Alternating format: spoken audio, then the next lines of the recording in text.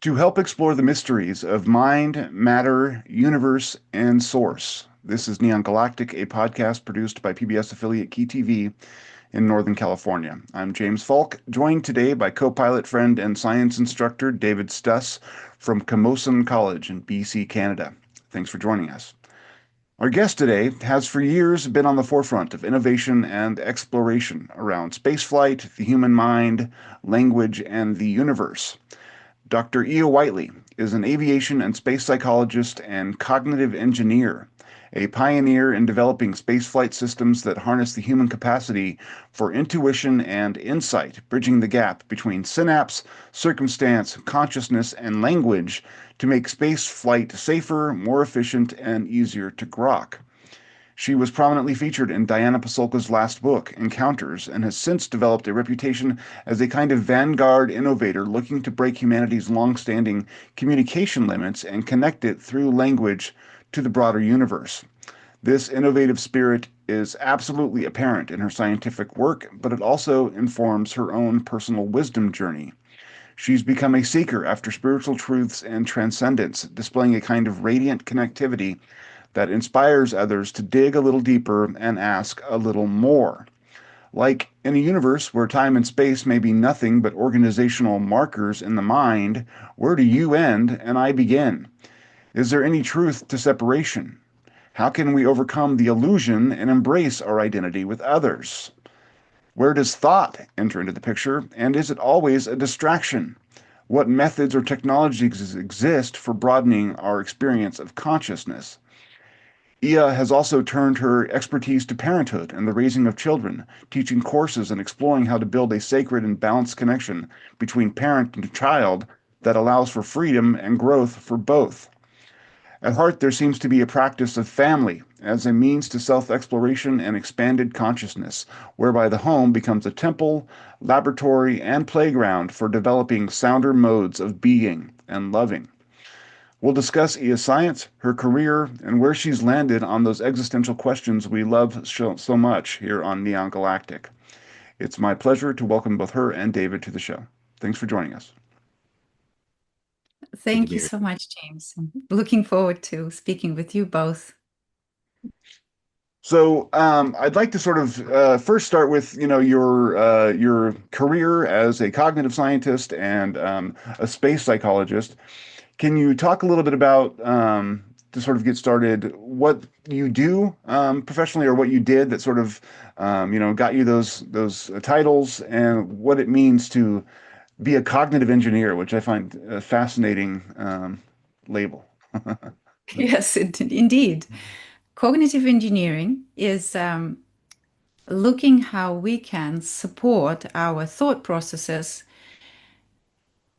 I worked in extreme environments, but it could be just with any type of interaction that you do. It could be your mobile phone, and my background is in making seamless interaction between technology and our human needs. And that's where the term cognitive engineering came up. Mhm. It was called as well, or is used as human factors. So, such as that when the aircraft is flying, you would be saying that maybe it is a pilot error. And as we studied and reworked, reanalyzed accidents in before 2000, there used to be an error of a pilot, considered to be an error pilot in accidents, over 80%. And then when what I mean, we as scientists, right, human Mhm. factors, my colleagues actually in a National Transportation Safety Board in the United States and Canada was also part of that effort. After the analysis, they found that it's actually 50% pilot potential error because our framework was not looking beyond what was happening.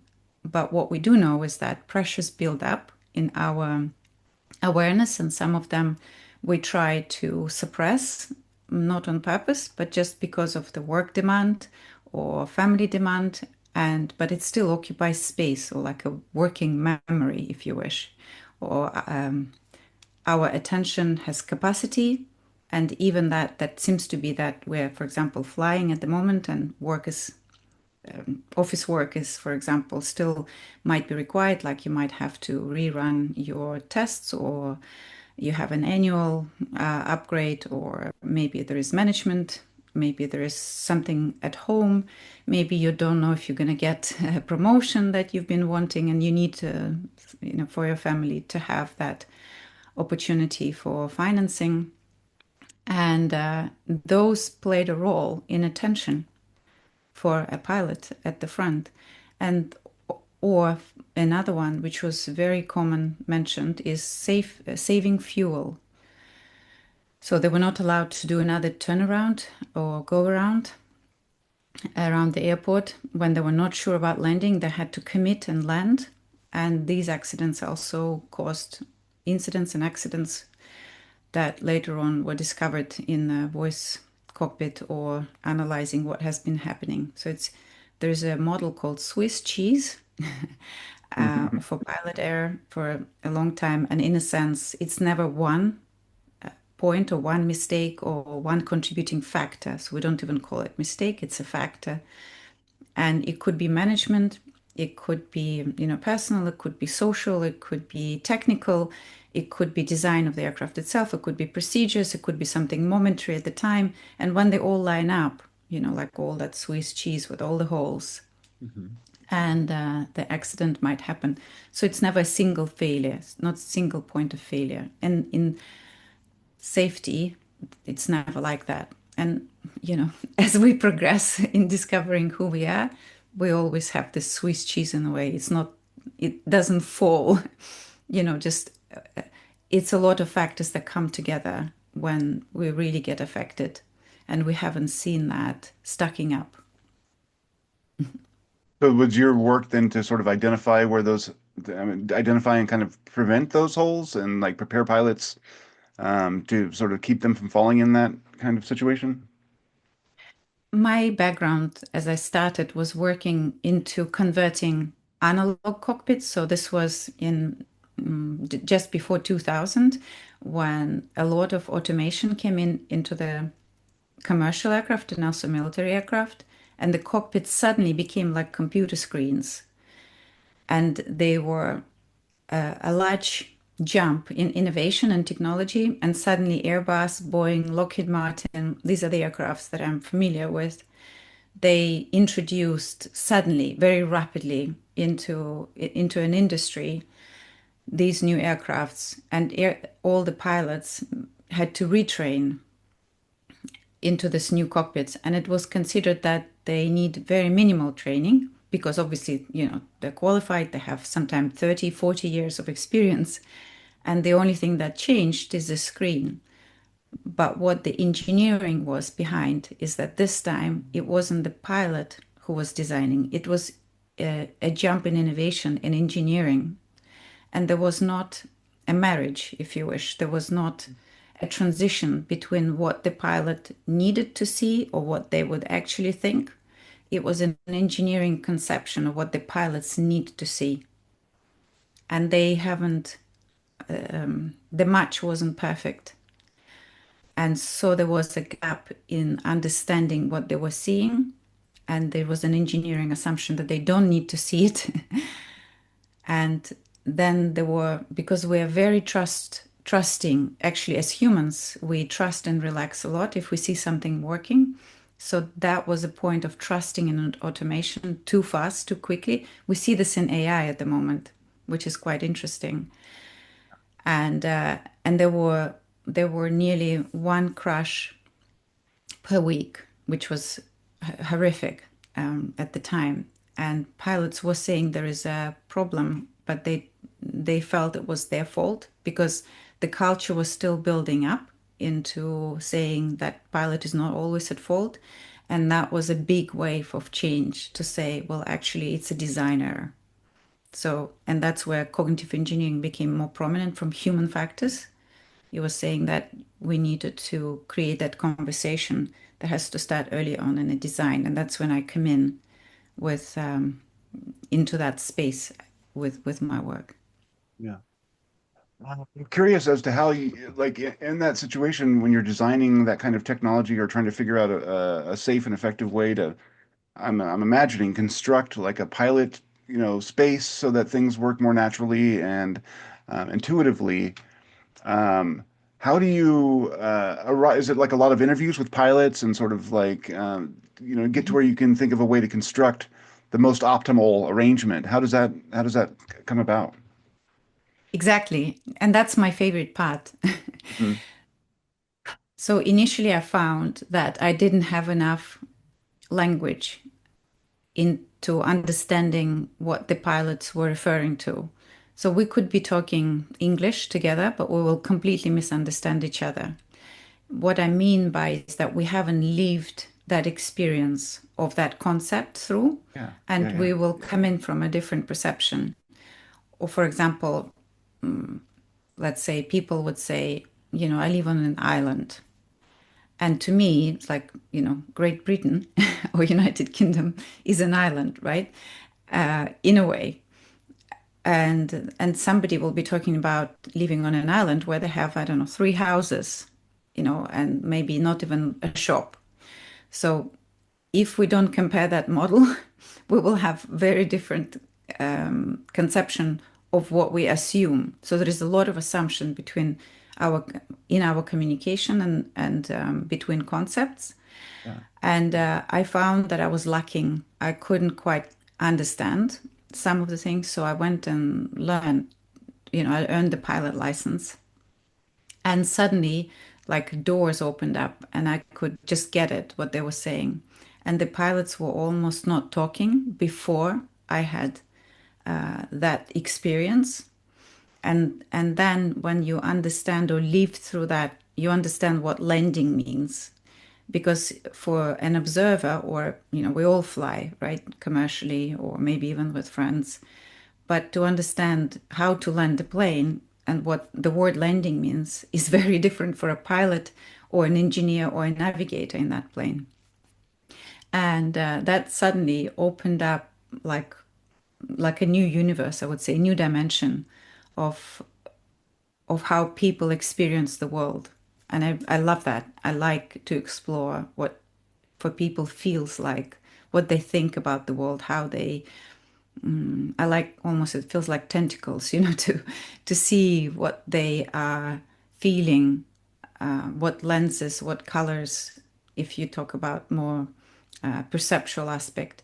But really, it's somebody can say the word, even the city, and you'd see people contract or they will relax just because of their association with that. So it's similar. yeah. David, do you have any thoughts or questions? I have a couple more, but I mean, obviously. Yeah, I was curious if you found that there was a, a kind of template that you developed from a more flight-specific engagement that you were able to bring out into other modes of human interaction. So the observations that you made about this kind of communication, the significance of technology, the significance of human psychological aspects. Did you develop a model that you would then bring out into other fields or other disciplines, or did that remain restricted to um, the more technical flight-related material?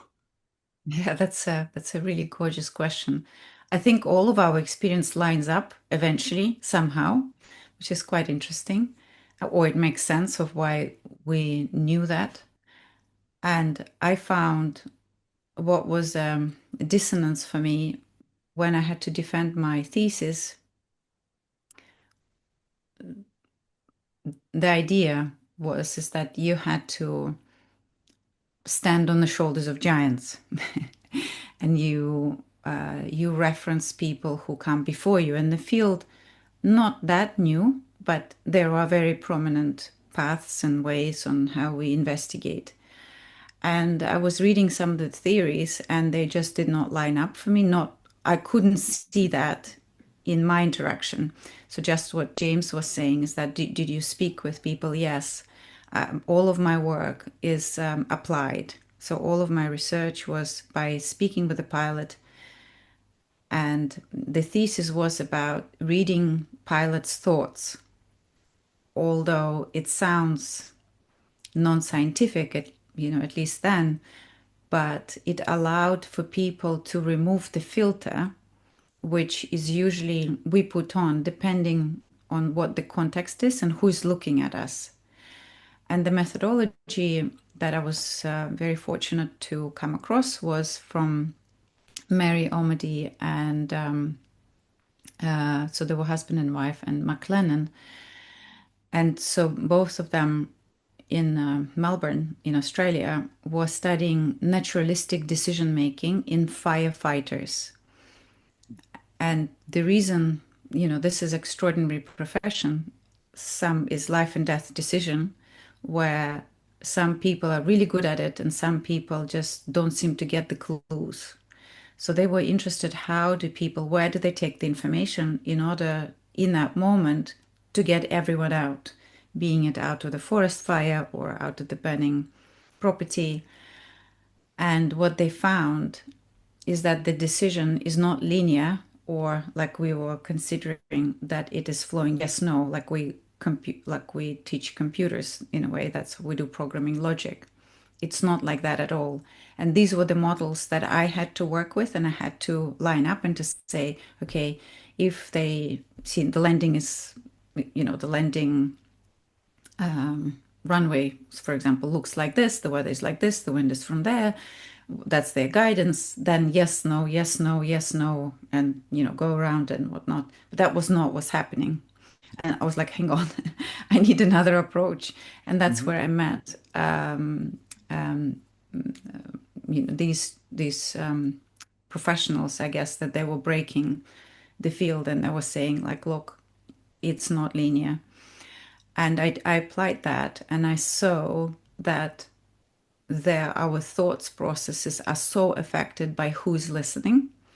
And if we do a retro, which was another method that was used at the time, was retrospective interview. Depending on who was listening, it would be colored. That's why it's very hard in court of law to get the story, because there is so many conflicting fields and ethics and values and come up, and we intuitively so work with all of them to create a language that we describe. So that really helped me. That framework really opened up my understanding. And that's when I start working with astronauts and surgeons and understand that they're very ethically driven and they are affected by professional judgment, be it from colleagues or medical board, and but they still have to save lives. And I found that these are extraordinary people who take so many factors into account and then still proceed and make a decision which is best for the patient. I found this enormous because a lot of them would break the procedure, but it will save the life. And this was not taught. So this was not taught to the medical students because it's against procedure, it's against what is established, safe procedure, if you wish. But yet they were all doing it, but not talking about it. And once we've done this methodology of thinking out loud in a way and allowing them not to filter it in a safe environment, that they found that they were not doing things the same way. And that's where the rapid transfer of expertise came up. So they were able to articulate something that, which I found pilots couldn't talk about their thought process without that method. And through removing the filters, in a sense, providing that environment with using some techniques, a person feels that they could just watch the flow of their thoughts. And we think faster. So Ryan Graves, in the interview that we did, what I did with him, he was interviewing for his merged podcast at the time, and he quoted statistics of how many thoughts or per minute we have, and I smiled because I just know that's not how it works. But, you know, all of that works if it's helpful.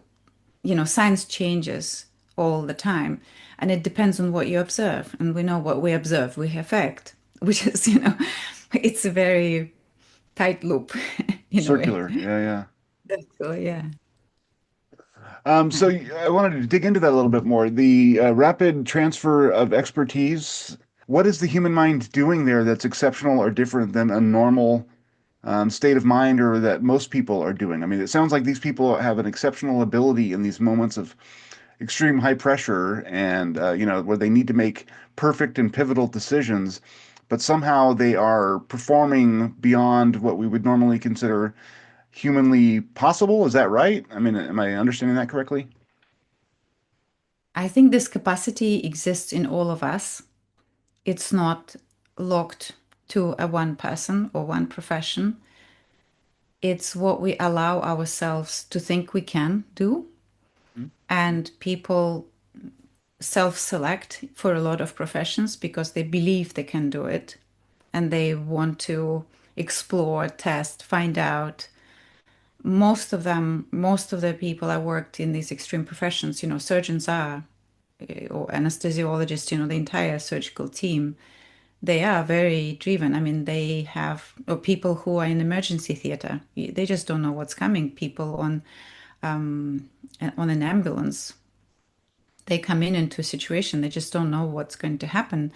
And they deal with it so effectively and rapidly, and they read the situation beautifully. And so I don't think it's locked to astronauts or pilots. I think we do this, policemen, you name it. There are many professions. And then you go to a parent, who has to Yeah. tackle, conflicting requests from all the people in the house, and you have to coordinate that. That's like mission control. So that's when we had a family, that I understood that actually, it is not that different in a way. And some pilots and astronauts that don't have the family, they actually have not lived through that context and don't have the training that we go through as parents. And I found that extraordinarily helpful because that's what we teach in training. We do talk about conflicting requests and holding that ether when you have to make a decision and you can't bark orders and you have to find yourself what be the most appropriate at the time. So, and your mind, runs very fast, light speed. And you consider all these options and contexts, how people reacted, what will happen, and you probably drawn 100 scenarios, and only then you provide, vocalization of what would be next. And that is equivalent to what we do in extreme environment. Go ahead, Would you David. say that this understanding, yet does it can it only be acquired experientially? This kind of awareness that you're describing? So not something that you could read about. You actually have to, kind of like you were saying with what happened when you got your pilot's license. There was something about it's learnable through experience only. I feel that that's it. And hence, for extreme environments, the professionals go through training and scenarios. And part of the work that we did for designing psychological support for missions to Mars and Moon was to consider the type of factors that come into play and what kind of situations will arise. And that sometimes that's why we run simulation in a way like Mars missions, but we present as many factors as possible. So setting the people isolated as much as possible, but the mind knows where they are. So you cannot create the situation that, they will leave you there to die. That's just not ethical. We will not do this in the Western society at all. Well, in any space agency wouldn't do that in a testing environment. So it's important to consider these factors when we run simulations. But because with astronauts and pilots, they know that if they don't learn it now, they might face it. So there's a very different factor versus you running a Mars simulation on the ground, where people say, well, actually, in your mind, you know, you'll never be on Mars. Like it's such a remote possibility that although people would maybe some people hope they will go to Mars, but the point is that it's that critical that people's drives and values, but perhaps are driven to do the best they can, you know, to contribute to science, you know, all those very authentic goals and motivations. And so the experience allows you to act without stumbling. So that's why emergency situations are trained so frequently so that the mind doesn't freeze because our reaction with something that is unexpected if we are not trained and because of our schooling, you know, how the school teaches us to follow the authority, who is your teacher or governing body of the school, you have to have the authority, and suddenly you're then in the world that doesn't have authority in a way. And so our mind has this experience of knowing that there will be an answer, but in these situations, there isn't. So we have to go through that training. So unless, for example, you do martial art or other type of sport where you make decisions independently, that gives you that experience. That's where cognitive engineering also come in to understand how we think and process. So yes, I then then when accidents happen or something unexpected happen, you are not pausing for the time, you know what to look for. And that gives you the breadth in other situations because you know three things and then the mind starts to flow. So that doesn't lock in. So, and then you're ahead of time and you don't run on the chemical reaction because when we're shocked, we're a chemical body, you know, and that cocktail has to work its way. So the idea is that we don't engage with that, we act, and then that self corrects because you know what to do and you're in the flow.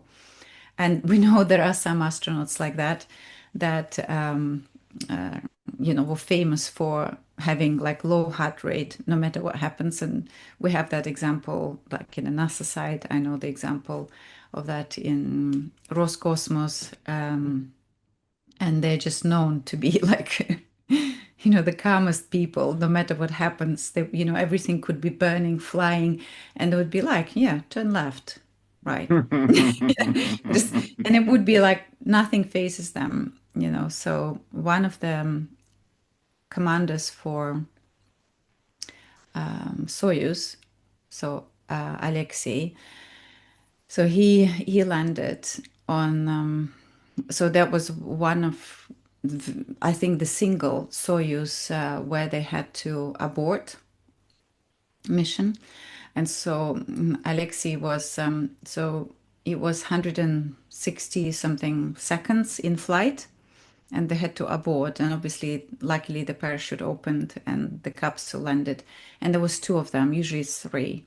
And he meant to go for 6 months mission to ISS, International Space Station.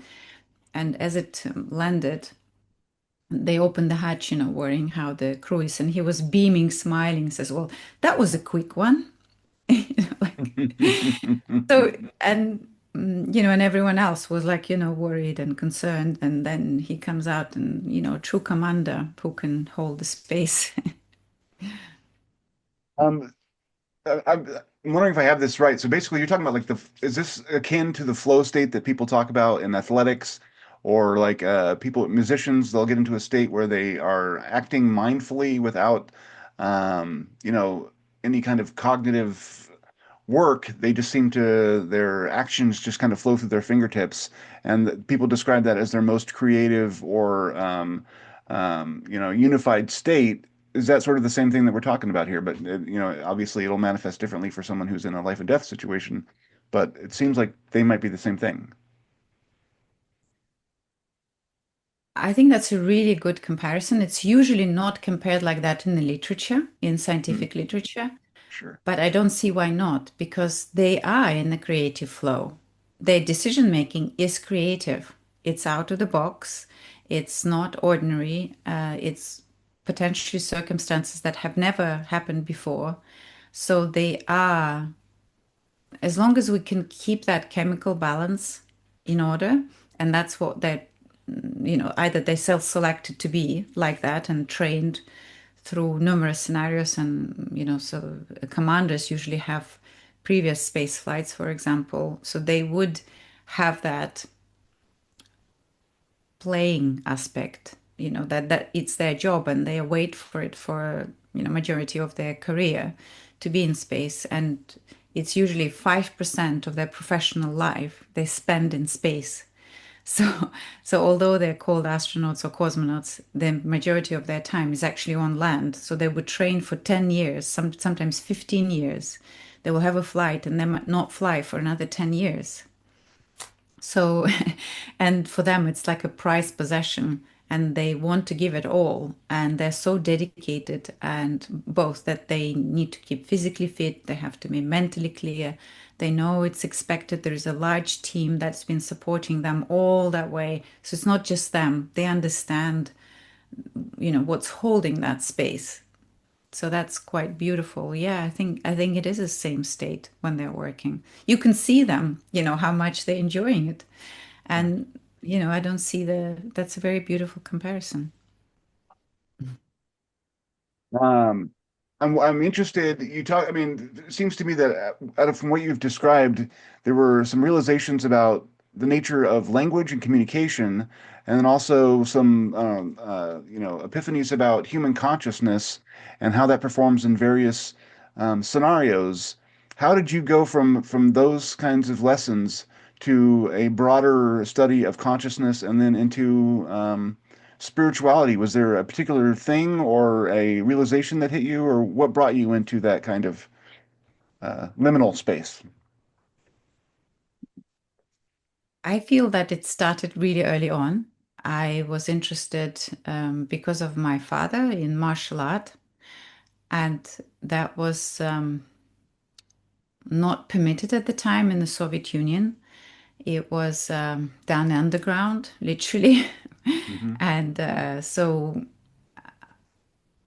I just found it fascinating that people were talking about these hidden energies, and that depending on how you breathe, you could punch through people and they will actually fly across the hole much further. Or if you block and you breathe, people will get hurt and you won't want. And, all of that was like blowing my mind. And I was not even 10, I think, when I started exploring. And my father kind of put me on to his friend who passed away now, Oleg Anopchenko, and he was the president of the Latvian Association of Martial Art. And he pretty much traveled a lot to Korea and brought other martial art, and then fostered his own eclectic approach, which often happens through this long path. So all of his life, probably 50 years, that's all that he's been doing, and healing as well. So that's what I liked, is that it's not that it's not about fighting, but it's about moving the energy and also knowing how to heal. And it was more about protection rather than conflict. So it was more about resolution rather than conflict, and was more about healing and balancing rather than attack. So it was more about allowing that force to come in, but moving, allowing it to move through. So you would stand and it will work with you. So you're not taking it on, but you're also not allowing it to break you. So you use that. So this is key aspect of Aikido and Hapkido, where you take an opponent's energy that's coming in and you don't judge it, you just use it. And then usually because you are adding to that energy your own. So let's say, and it's very easy in physics, it's their motion and you're adding, you're supporting that motion further. And they would basically either, go in circles and twist themselves or fall, or you allow them to articulate through joint fixture into a particular place. And it looks like a dance. And that was mesmerizing to me. So a lot from that opened up. To me, it was natural. So I grew up with that. And then it's kind of always with me. And then I came across when I was about 19 about Korean medicine. And that stayed with me. And that was a revelation to me. When I first met the Korean professor, Park Ji-woo, who came to Latvia to do a lecture. And I was, proper Korean in the hall. For me, it was like, I want to know, I want to know. So, Yeah. What is the Korean medicine? Does that work off of a system that maybe some of us might be familiar with under a different name? I mean, like the Japanese have, their various metaphysical systems. Is there a way you can describe sort of what's at root with the Korean ideas? so, so he's a Korean master, but it wasn't like a Korean ancient system. Like, let's Okay. say I wanted to study Chinese medicine, which is very ancient, has got long heritage. What he's done is that he realized that our body is a fractal, and he was late. It was late in his life. It was past mid 40s, and he then saw that our hands and our feet have representation of our entire body, literally like a fractal. So if you look at our hands, it has like four longer parts, and we have four long parts, if you can think of it. This is Yeah. upside down, so if we twist it like that. Yeah. So, so these are our legs and arms, and then the one thing that points up, it's our head. It's separate from the four. And sort of you keep looking and all the joints line up with our entire body. So it's almost like he went through a portal and the knowledge started to pour in. It wasn't written anywhere. And Yeah. from there on, he was building, this knowledge and started using needles, and people were having extraordinary effect.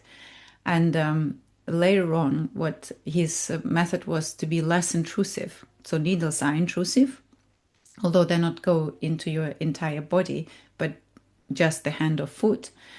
Later on, he was working with breath and just twisting the body. And he started then a moving meditation, moving breathing meditation. So he said that if you could sit next door and having a person interacting with their energy in the next room, that's the art of healing, or being working with the energy.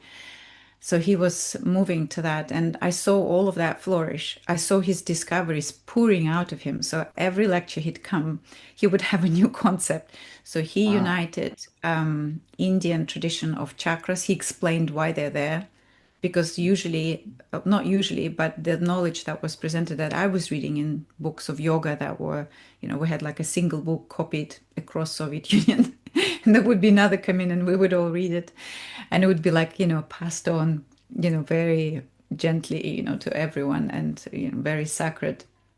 And he explained why mantras sound like this and not any other way. He explained why chakras are like that. He explained why the Chinese medicine has these lines and why they flow like that.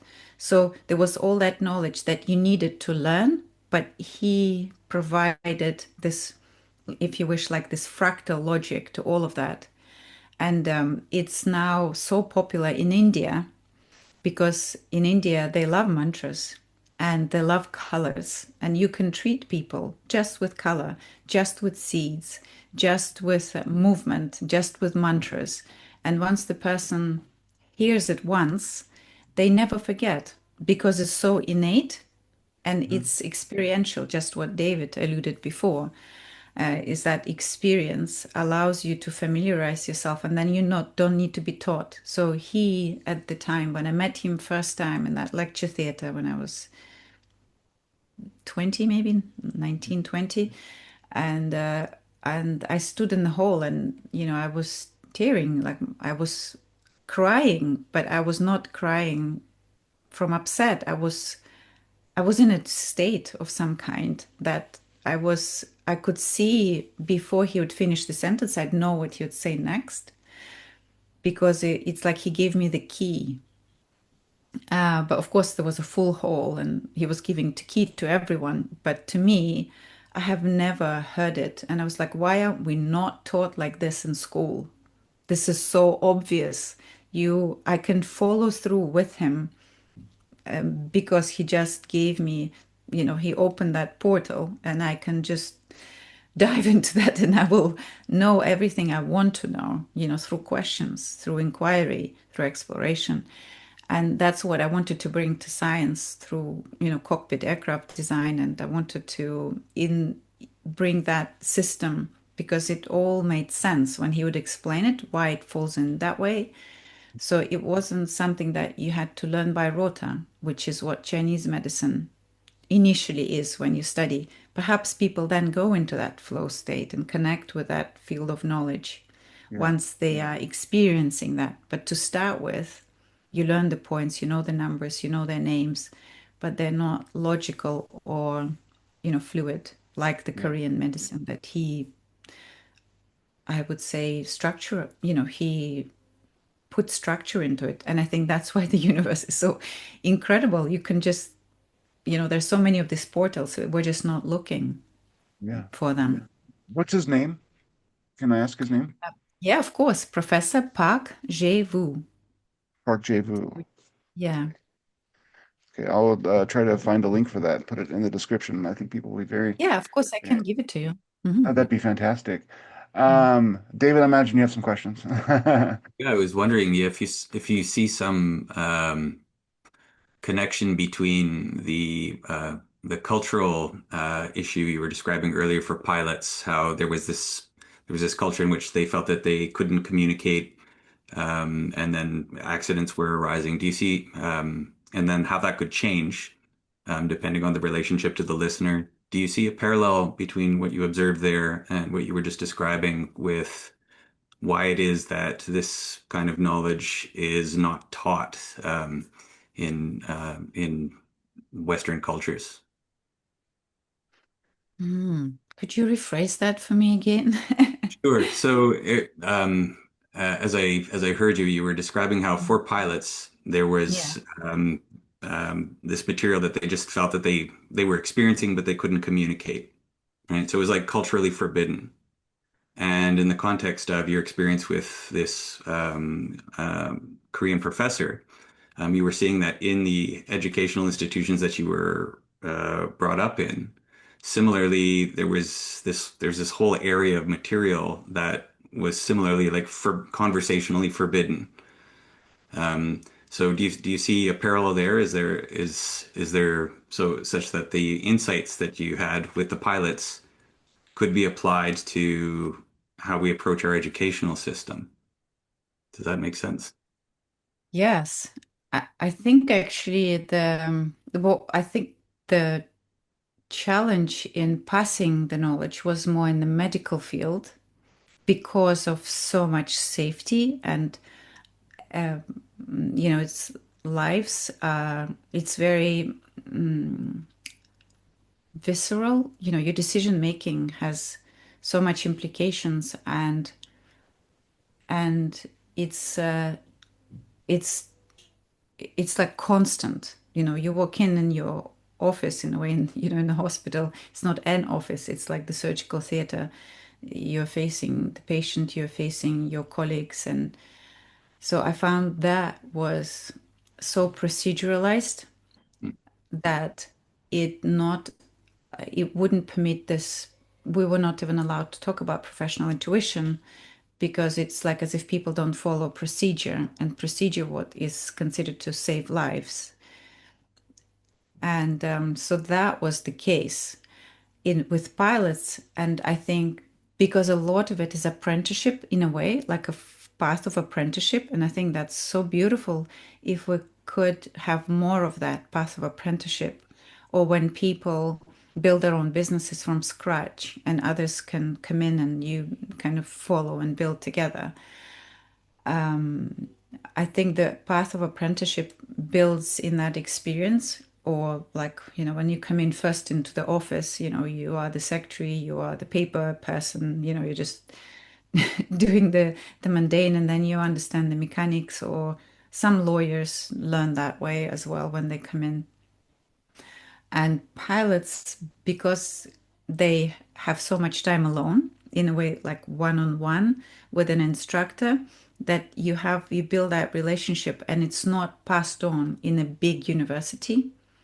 So I think that is precious, that they keep that you pass the bug, of flying to another person. And I think air traffic control is also like that. You can't quite teach people to do air traffic control. And I've come across and worked with air traffic controllers, and they are extraordinary people on how they, coordinate. Or in other people is uh,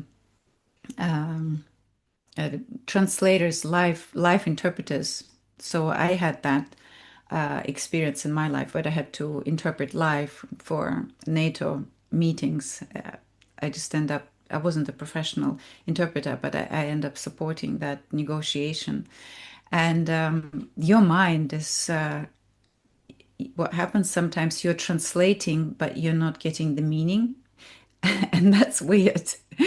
It's just like you're in that flow, you're giving the context. And also, when other people are, so often people would have independent translator, interpreter. So one party will have an interpreter and another party will have an interpreter.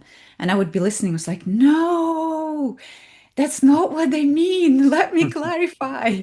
And then you have to negotiate that with your party, like you're saying, like, well, actually, that's what was communicated. That's actually not quite that. And the other interpreter can hear that as well. And they're thinking like, hmm. And, and there's so many contacts that are here. And because I think we translate from different space, and me being also having a psychology background by then, and being doing an interpreting just by I had to earn money. So that was kind of a job that I end up with. And that was incredible. So I think what you're saying is I think it's I don't know, I've lost the thought. Can you tell me? I, Maybe I I've guess I guess what I'm curious about is there these discoveries that you're making by looking at these individuals under very unusual circumstances. So it's usually like kind of an elite job or Mhm. extreme cognitive demands, and this creates a sufficient amount of contrast that Yes. you're able to recognize these patterns of when to rely on cognition, when to rely on something else, Mhm. like more something more like a flow state. Uh, and I'm curious about generalizing that, right? So in a Okay. sense, bringing it out of something that happens to these individuals in these very unusual or extreme life or death circumstances. Yeah. And how do we ground that down into everyday life for people having, say, more regular jobs or Mhm. in education? Can we bring those insights into how we're into daily living? Um, Yes. I think education has that through project work. And mm, I think going and asking questions that are self-directed rather than directed by, like, you have to study that topic and you have to study only that author.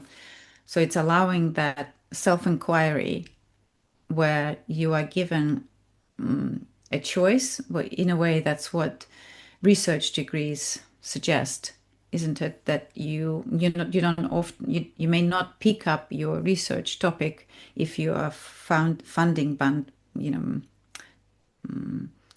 if it's funded, for example, and you just find your area. But if you are driven by the question that you want to research, that's where the component of experience comes in. And usually it's multifaceted, it's multidisciplinary, it's not just one subject that you're exploring. And that's in intersection of disciplines is where the creativity flows and you can inquire uh, differently. And what often is found is that, let's say, chemical engineering would have resolved that question, where mechanical engineering is just beginning, and vice versa.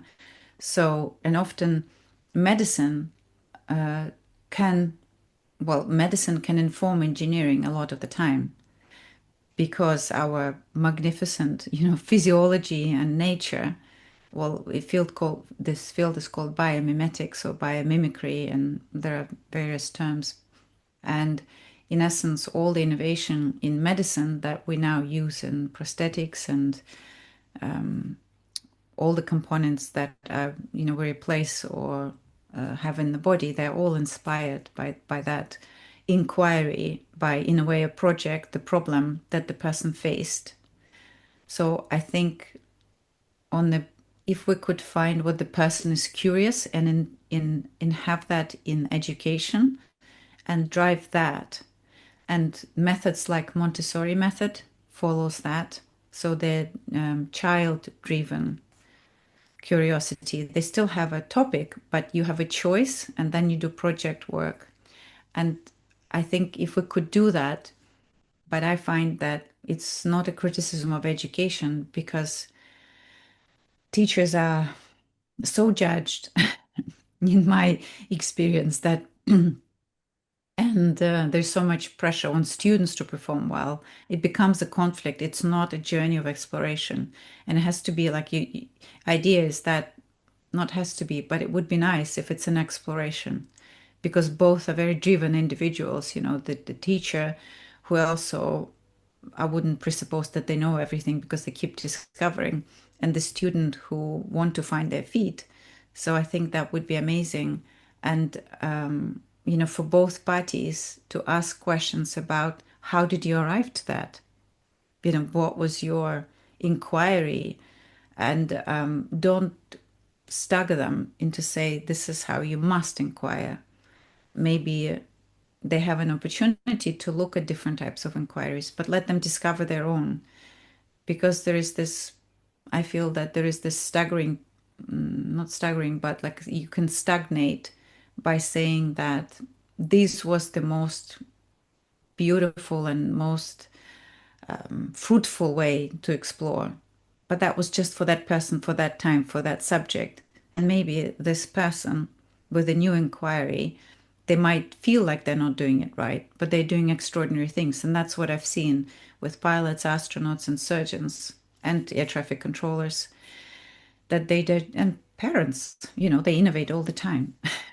A Yeah. baby is a big project for life. Perhaps the biggest. I, I want to sort of get at what. So the doctor Park J. What was his last name again? Vu? Is that right? Park Jae-woo. Okay. Mhm. What does reality have to look like in order for his approach to have efficaciousness? What is it about reality that makes his theories operable? Is it driven by consciousness? Is reality driven by consciousness at a root level? And how do you think humanity relates to that with its own consciousness? What are your thoughts on that? So that's actually beautiful because it was exploration as well for him, and it felt like he's diving into another dimension. So initially, he did not have a theory which he calls a tri-origin theory, meaning that there is three forces, and he was discovering one force and then experiencing another force, and then the third one came in, and he called it tri-origin, and thought this theory was complete, on how the world was created, affected, manifested itself. And then he found this invisible component. And so, but he thought it doesn't need a name. Well, it does have a name, but it doesn't need to be prominent because the physical aspect of it is a tri origin. But there is a space or no space, no time, where where everything comes in and returns to. And we have those mini transitions like this fractal approach that every moment is like that. Our breath is goes through all these four forces. Our stepping goes through the four phases. Our heartbeat, our day cycle, our year cycle, our rotations around the you know our sun, the universe, and all of that has that pattern. So he saw pattern on how it is projecting and how it manifesting. And in Chinese medicine, you do see patterns as well in how energies are interacting. There is like, what we see in nature, like the wind, the cold, the heat. And he systemized that as well. And that came later. So he started with physical observation, the fractal aspect. But then more things started to come out once he started to see the pattern. And then he talked about, he called them like smiling particles, if you wish, which is what would make, well, he would always draw them with the smile. This little particles, these are invisible energy elements. And he has a smile meditation, which is part of healing aspect and learning how your organs can smile and the healing happens. And there are some miracles that would happen, in his presence, and he would just do that. But it happens in tandem. So there is an element of trust, there's an openness, there's wonderness. And once our mind allows the possibility, guess what? It happens. Yeah. And that's what science actually is too. So when we allow for that possibility, the innovation happens. So we don't have to go far. Science also has that element of allowing observation to take place without putting an end point. And that's where science, I feel, sometimes now is restricted, not all of it, but a lot of it is by the grant outcome. You have to specify your results before you even began the work. That's not blue sky research. How could you innovate in that space? Because they want an outcome or they're expecting an outcome. In a way, if you don't deliver, of course, it's different grants, but in a sense, when we allow the wonder and innovation and observation to take place, something happens. And children, and we are as children, were in that state. So we're not that different. We still have that memory, have that experience of wonder unwrapping in front of us. And then suddenly, at some point, it closes. And what is amazing is that if we look at the clinical scale of depression, how we measure how far into the depression where it becomes a disorder. Interesting, isn't it? Disorder.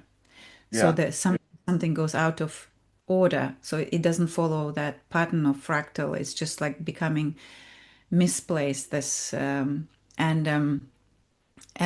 it's the person becomes less curious. So, and that's fascinating to me, sort of, how, and and so if the person is not curious and they're losing that curiosity, you can see they're going to dip. And that's what happens with us when we have a burnout, Yeah. that we are following the expected performance, the expected outcome.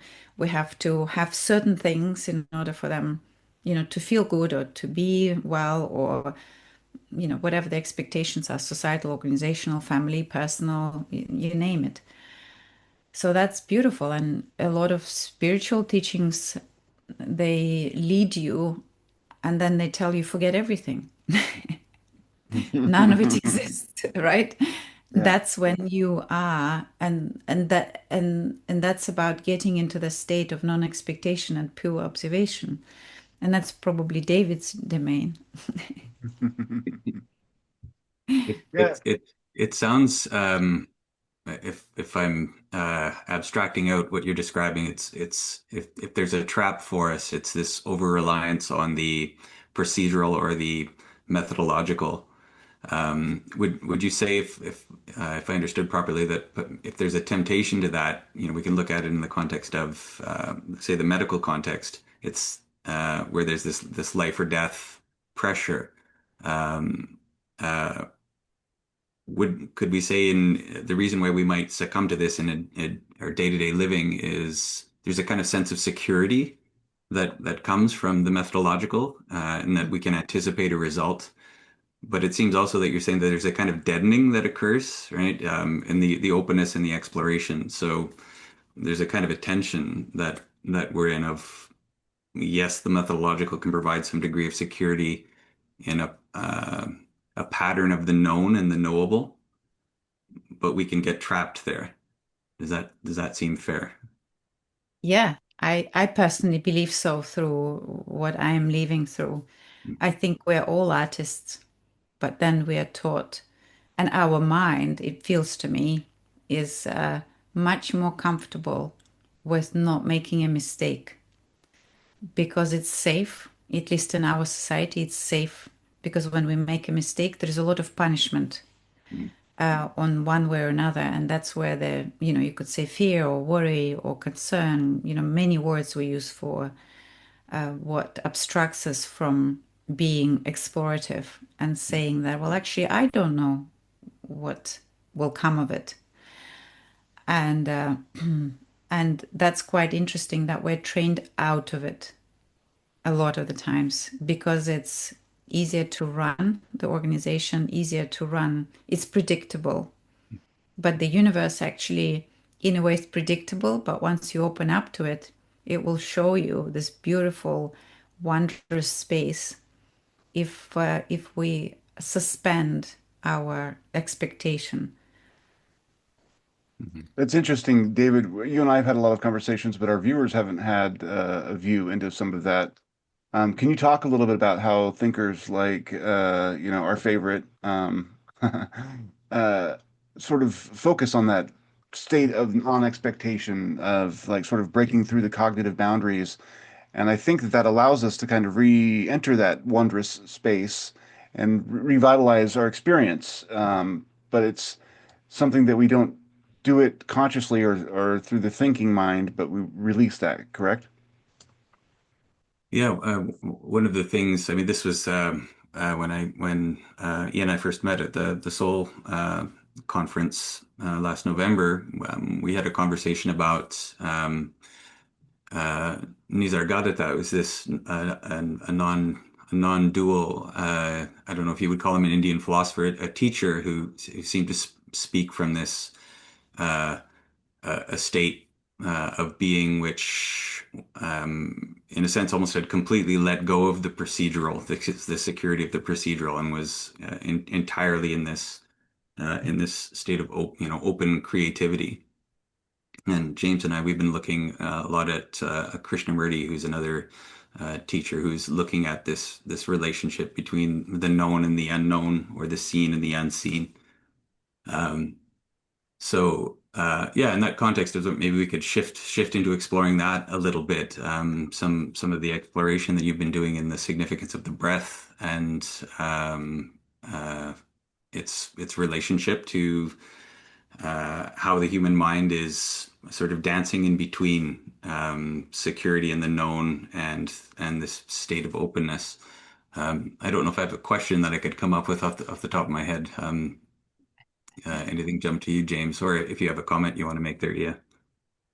To say real I quick though, find, oh, go ahead. I was Mhm. just going to say Yeah, that it's interesting that the mind can either be an instrument for our liberation or prison. You know what I mean? Like the way it's functioning can either allow us to find this sort of graceful place or thoughtless space of no expectation but joy, or it becomes the method by which we keep ourselves tied to the things that torture us. It's interesting. yeah. I find that it's exactly that, is that when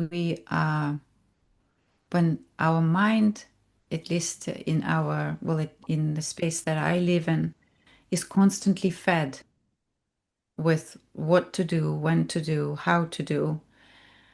And as soon as you are suspended and there's no next action, it behaves, it's almost like it's lost And there is this hunger, literally how we would feel hungry for, and we want to give it something so that it can not worry, that what would be the next thing to do. And then when we have, and it's almost like it allows the possibility of everything to happen, and we stop ourselves because of our previous expectations. Like, for example, that would be just natural not to get into a bad situation, for example, if it has happened to us that we consider, uncomfortable. But it doesn't have to be like that because the context might be very different. And what I found with breath work, it, when I come across this, I think well, I guess in full force, I've come into this in the last year.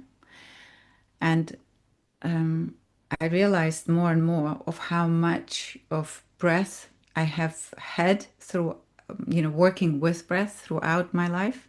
I mean, Korean medicine is part of that. You do breathe and you watch breath and you work with the breath. In martial arts, that's key. You always breathe. You watch what happens with the person you're working with. You dance together through breath.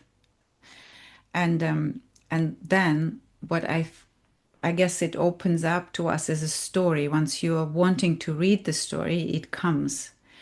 And I found is that by watching how people breathe, especially in terms of it being therapeutic or explorative, or like looking for integration of person maybe asking questions, or they're just so at a loss that they will follow any instructions. And this comes from the mind because the mind can't find the answer.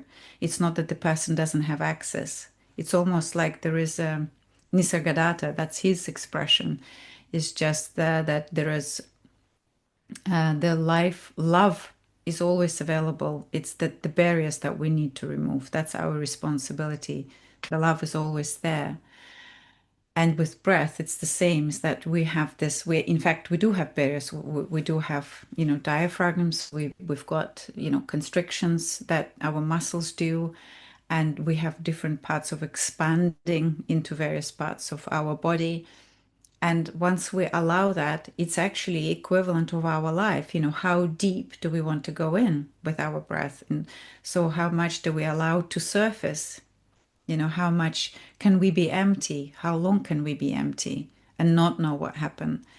So some people get paralyzed thinking that, if I exhale, they don't want to hold breath when they exhaled because of some construction. But in actually, you can hold as long when you exhale if you inhale, because there is the oxygen balance is still there. It depends how much you breathed beforehand. So, and I found that there is such a beautiful analogy, and I've been taught through analogy a lot in martial art and Korean medicine, that I find that nature constantly teaching us through analogy, and that is presented at all times, and is just if we don't have a question, such as the Eastern philosophy is driven by that.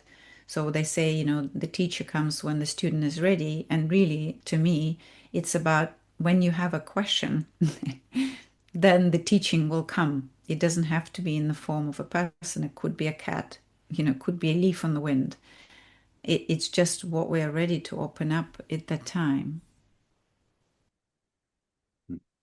That's beautiful. What do you think the human's relationship to the planet is? I mean, you talk about sort of the Earth responding and teaching in a way. Is it the Earth or the universe manifesting through the Earth? Is it just sort of the energy of being?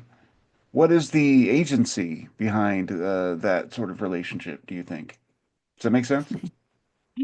Yes, I feel, I think rather than think, the think is keeps changing all the Sure. time. Yeah. And what I could articulate, I feel like my articulation of my experience, almost like I'm diving into what I felt very when I was very young, and then almost that knowing that truth that I held was dispelled or not allowed to be spoken of, not because there were forced boundaries or you're not allowed to speak about it. The context just what would not allow for that to rise. Yeah. And my Yeah. questions wouldn't be there because it was not conducive, the environment, to ask those questions. And throughout education, you're told what questions to ask. And I think that is what is suppressing that natural flow that we have inside. We are driven by curiosity. And you see that in children beautifully. Teenagers, they have that at their core, they want to often they don't want to rebel. Quite often, they just constructing their reality and they're reconstructing it based on what is happening and they are inquiring and they're seeing how system works or doesn't and they and that is such a beautiful moment to keep floating rather than saying this is how or this is the questions you should be asking. In fact, we should be participating because I feel that there are new flow of feelings and thoughts and that cognitive engineering that we Mhm. need to tap Mhm. in because we've engineered so far and we've constructed things that maybe they need to dismantle or not even look at. We don't need to learn everything to open up to new understanding. But we are taught, at least I have been taught, that you have to know everything, you have to quote everyone, and only then you would be considered that you are worthy of doing this or that or becoming, a prominent person speaking on the topic. Well, actually, the point of us talking and all the audience is engaging because we are contributing and weaving together through curiosity, through questions, through sharing as much as we can express it verbally. And that's actually what has been also a big core of what I found to understand is that what people find it difficult to articulate, it's called pre-verbal knowing. So, and that's where the professional intuition lies, and that's where our experiences lie. And then through meeting through somebody, we feel like, yeah, you get it, and you don't need to explain it. And then we start sharing. Says, yes, yes, your words are explaining what I couldn't put into words. And then you feel like, okay, there's a potential to inquire deeper or, go to that space together. And it's not about comparing, but it's about seeing how other person can express it, what their visceral experience through all of their sensors. And if we can be as have less filters and more open to how the other person describes that space without so something I listen, it's again Nisargadatta, that was part of his discussions. He was saying that when people come to him, they are trying to justify their own concepts. So whatever he was saying, they was trying to layer it into their understanding. They were not open. So that was interesting. I thought that was quite beautiful because we are looking for somebody to confirm our theory. We are often not open. And if they don't confirm, almost like we're taught, well, not worth listening or something, and that's part of almost some conformity to a particular lineage of thinking. But, that's why we find different people that we find more connected and have more curiosity in discussion. And I think that's the driving feeling of exploration. This seems to flow very well into your work with the parenting, and it seems like that through the courses that you teach on parenting, maybe you're trying to help encourage parents to allow their kids to remain open or enable them to sort of be to remain open. Would you say that's the case? I think it's a joint venture Mhm. or adventure or exploration. We feel, well, at least the parenting I grew up with was the responsibility of a parent to introduce you to the world and to teach you the ways, and they are the wise elders. And that is true because they have lived through this physical reality. But it doesn't mean that the children don't have anything to contribute to our view of the world. And, Yeah. we personally know as parents that it's almost like you acquire new eyes and ears and something that you have long forgotten to pay attention to. Or students, our students do the same with us. They, you know, puncture our concepts, like a puff, a balloon that would be just prickled away. And you're thinking, yeah, why did I not see that? And that's the most beautiful way to allow for that, for the students to learn that concepts are to be broken. They're not to be reinforced. They are to be literally like balloons to, if you can pop it, well, pop it, and see what happens. Maybe it's not poppable, and that's fine too. So it's just navigating that space. So with children, it's more about that they they are breaking, they actually, all of their questions, those why, and they ask, you've explained it probably 100 times literally, and they will ask you why, but what are we doing next, and why now, and why this, and you have answered that, and I'm thinking like, I have said it in so many ways, but they're still asking. And then I'm thinking, of course, it's because I am not seeing something, or something. It's not about them not getting it. It's a question to me. What have I not explored? So, and when we change that perspective, that the question is actually not the child's, but it's like the universe is asking you, look, really look. You are repeating the same sentence. You are actually not experiencing. You're not going through this exploration together with your child or student. And and so what we're doing, it's really not a course. It's a journey. It's a retreat.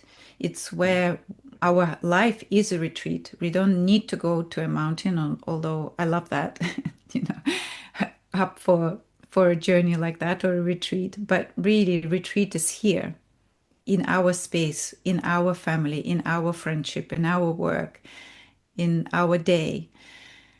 And children, through their questions and through challenges that they present to us, they are opening doorways to see, well, what concept have I built, and why are we now, why is that being discussed, or why is that becoming a barrier to our discussion, or why do I think it has to be done this way? And they often ask us, why? Why do we have to do it this way?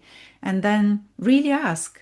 Don't say it what you learned, or, what I often fall into. So, I am learning all the time. And so we are exploring by giving topics, and the topics are about the quality that I feel the love has. I feel love is expressed in many ways because we do know that as we grow, that love is not just about, a perfect sunset, or, like maybe it's portrayed in sort of a, let's say, a Disney film, although there's always a trauma there as well portrayed. But in a sense, there are so many qualities, and the yeah, and so we just explore the qualities experientially. And what beautiful things happen is that we become coherent, and something happens in our week on the topic that we discuss, or maybe even we'll discuss next week. So they start asking questions about the next journey that we are going to make, or explore the next topic.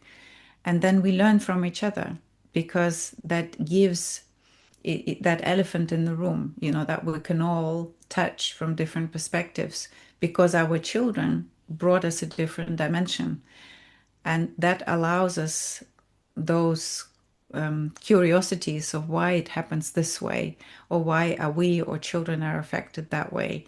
And then they become like bells, or like an expression that you can then dive into, they are the barriers. And in Eastern philosophies, they say the path is the barrier, or the barrier is the path. I mean, either or. So the path is not open space. It is about the barrier and seeing what gifts we have inside that will arise because of the barrier. And the barrier is also has qualities that it's expressing for us to open up to discover perhaps something that we haven't had an idea. Like with children, we have so many talents we that were hidden, right? That now come forth. And students do that to us too. They open up these doorways for us, portals. That is a beautiful approach to living and being and working as a parent. It seems like it requires the parent to surrender the roles that we've all kind of inherited or been programmed to kind of enforce, how you are the protector and the maintainer of equilibrium. And, the sole goal is to kind of keep your child alive and get them to 18 and absolve yourself of that legal responsibility. But you're describing an approach where the roles kind of break down, where we see it as we're on a journey together with our child to kind of explore this universe, for us to see it again and for them to kind of understand it for the first time. But both emerge enriched, I think, out of that kind of process. I'd like to think that in my best moments, I've approached that at times with my kids. I also know that there are times when I wish they would just stop asking the question over and over again. And that's, something that we all need to work on. But to create people who can engage in that kind of process and define the world for themselves through that kind of, discovery. I mean, what a more beautiful world we'd have, I think, if kids were brought up in a way where they could had the power of their own self-discovery rather than being told this is what, here are the options of what you can be in life, and it's like delineated by profession and gender and the various roles you play. Or, this universe is whatever you can make it, and you're the creator of your own destiny. And that's a much more fulfilling life. And I think people would end up in a lot better place. I hope that we can, I mean, through your work, maybe we can affect that change. Anyway. I think parents intuitively arrive there. I think the children are bring that to us. So I don't think it's new. I just think I'm articulating that. And because of struggles, because Mhm. of questions that I have. So, and then we inquire together. So I don't think it's just, I'm new to that, but I'm just saying that this is what I have found helpful. So, and you can see just through your discussion right now, you have come to realization that that's what you have been doing. And children evoke or arrest us literally sometimes in a moment so that we can pause and start asking questions. So we do this, but if we can become more aware, more conscious in that discovery, then it opens up doors, not quicker, but more fruitfully, more interesting. And then we're allowing for that possibility that we're constructing it together. Mm. Interesting. David, did you have any questions? An unusual question, Mhm. but it's maybe something we've already started to explore here. And I'm asking this maybe more from in the spirit of a dialogue exploration, this kind of inquiry that you're describing. It seems like what I'm curious about is this relationship between um, knowledge, inquiry, and love, right? So, and really, the question at the bottom of it is what is love? Which is, of course, one of these things that is so oft heard in popular music or what it has What a is quality. love? It has like a quality of triteness to it, right? People say love is everything or love is the answer, and it's so familiar that it seems trivial. But the sense that I'm getting from our conversation here is that there's something really profound and fundamental about it. So maybe just sort of opening that up for exploration is what the connection is, or is there a connection or a disjunction between uh, knowledge and living through the known, or inquiry and love, and what the significance of that is. Just open that up. So I found that there are qualities, and qualities are experiential. So instead of what children often do is that I think Chinese language it's about verbs, about what is, I'm actually not familiar, but this is just like very, very surface knowledge. But there are languages that talk about what the thing does. And we in English, we do have that too, like a doing thing, like a duster, for example. Uh, and uh, and if we look at qualities, then our mind explores the quality, and it almost like it opens and flourishes and trying to feel it in all its capacity. But as soon as we're saying, "Oh, that's a blackbird," that's it. Like you can feel like the doom is kind of close to everything. But if it say, "Well, look at its beak," look at how it moves and just keep going. Go there, go with the bird, go see what it does. But we have a tendency because we feel like they need to be linguistically correct, they need to say the grammatically correct. But that exploration of language, the kids at 6 to 9 months, they become to specialize in probability analysis better than university students. So they actually know which word is going to come up next, and they recognize and they become specialized, and they're tuning out of some languages because there's a priority, and they start to specialize in the data that they're presented in. And so if we could keep going into that exploration and space where things are qualities. So with parents, we discuss about qualities of love, or what it arises with us when we experience aspects of love. And we know that, parental connection, that is a loving connection. And sometimes to children, they'll say, "You don't love me. Surely you don't love me because the way what you said, or you wouldn't let me do this. If you love me, you'd certainly let me." And and and and then, we come to have friendships, and build them, through our young adulthood, and those qualities flourish. And then there is this, what we're allowed and not allowed to feel, and society dictates that, and that's quite sad because actually our connections and these barriers that happen, that are difficult situations, or when we're faced with difficult steps that we need to take to explain certain things or feelings that we're having, they are, put into concept that that's what it is, but it's not always that. And and so we talk about how that develops, and we have grandparents on the course, and they talk about how that love changed through them growing up, and how it was with their children and now grandchildren, and how their children still remain children, but the quality of love changed.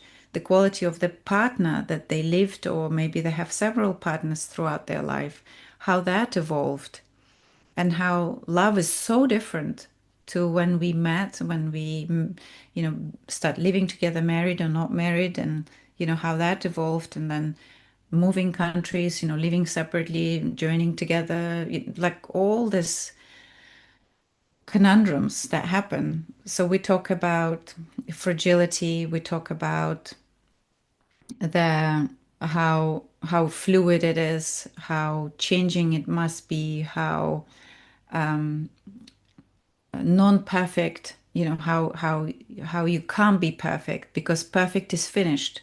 Perfect is complete. The actual word means that I am complete in Greek, where it comes from.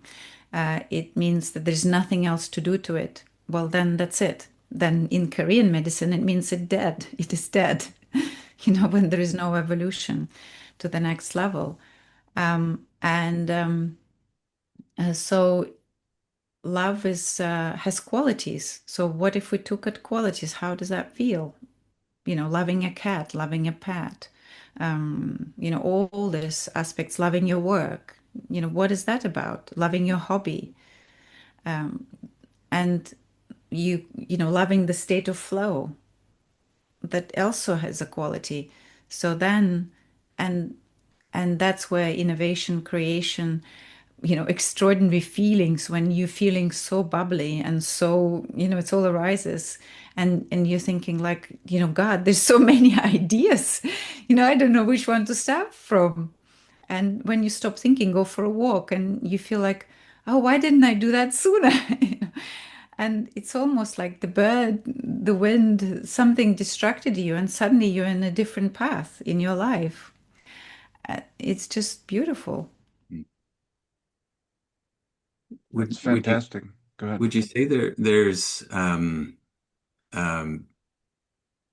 so given this what you were describing about how perfection and the difference between verb and noun, it seems like when the mind creates a fixity of some kind, like creates a noun or characterize something as now known.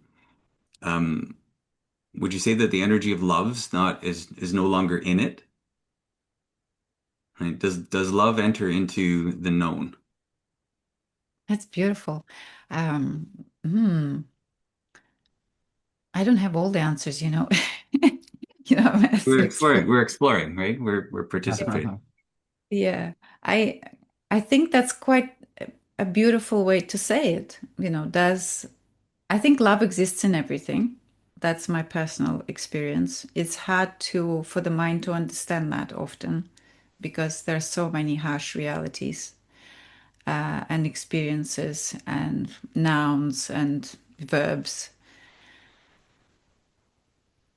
As long as we can suspend the judgment, but not suspend the exploration and curiosity. So, again, I think it is Nisargadatta, I think, was saying that who is the person who is wise or, highly intellectual is the person who can hold contradictory concepts and just hold them, not necessarily try to prove one or the other, but just allow them to be. And that's what happens is often we're trying to fix things. We're taught to fix things. But we know that sometimes email in the inbox, that was urgent will not be urgent tomorrow. And or sometimes allowing to be in that discomfort, something will arise that we haven't done before, haven't seen before. And so I think maybe naming is stopping the flow, maybe, but we are articulating. So there is a need to penetrate those barriers. And so we are working through that. So maybe it's sometimes if we could be conscious about naming things and being open to rename them and pop those bubbles as often Hmm. as we can. I wonder if it seems. Sorry, go ahead, James. No, no, go ahead. I was just gonna say I agree in Um, a way, but go ahead. as we're exploring into it, it almost feels to me like because there's this process of naming, but it's does the attention settle into the name, right? And in a sense, stop there, right? It's okay. It's like it's arrived at a destination. If you like, it's perfected. The when it comes to an answer, this process stops. Um, and so the question that was coming up as you were speaking there is, would you say that uh, this quality of love is something like inquiry without an object? Hmm. Well, I'm looking at the mandala behind you, and Mhm. it's interesting. It's got squares in it, but it has portals, Portals, yeah. right? Through. And it's almost like it feels like these are concepts that we are constructing. And you could look at it in both, in holding that, allowing for that to be, and being that angular in that square, and yet the surrounding is quite open. And if you can imagine, you can travel through that portal. It's no longer two-dimensional. It has got different axes of exploration. So, and I think these are the walls, the constructs, and there are portals to go through. And when we rest the eye in mandala, it actually can't rest in one space, which is interesting. Like when we look at it, in order for the mind to rest, we need to take it as a whole. But our mind is trying to structure it and fixate it and find the order. And that's what it meant to do. And as long as we understand that that quality is required and we watch the mind doing things and allow to help each other understand where we are in that space, where are we exploring, and just allow for that to shift. It's like there was a film with, there's actually two films, Mark Damon with one of them. Is it Inception? Mhm. Yeah, uh, yeah. where they have shifting realities and walls, and it's sort of like allowing for that to just completely reconstruct. And there is another film that was with one of the actors called Doctor Who, but I forgot the name of the film. It's not Doctor Who, but that's got a beautiful lines about how the mind works and how it could just burst open. And so I think you see, it is it's just a playground as long as we can take it as that and not attach too deeply. So use it while it's useful and then move on. Not be too precious about our mistakes or misconception. And so, yeah, so moving away from that, it's saying it's okay, yeah, well, that's how I thought yesterday, but now I perceive it differently. And it's hard for building concepts, scientific concepts, if you could just let go that easily, but allowing for that ether to be available and just saying, yeah, well, this exists here, but let's explore here a little bit too. Interesting as you were talking earlier about how the barriers help you to define things. It's like there's freedom in your movement against the barriers, and that helps to give your activity or process shape. But the it's a fact of or a factor to help you form whatever your activity is, but it's not necessarily delimiting. Um, Seems like that has a role here. I think we're about out of time. That was an absolutely fantastic conversation. Thank you for going to some amazing places with us. Uh, you are fantastic. Thank you for coming onto the show and doing what you do. I am delighted, delighted. Thank you, James and David. The exploration, happens through questions, and I think that's exactly what we've been doing today. So it's not a one-person journey by any means or one generation. So just keep asking.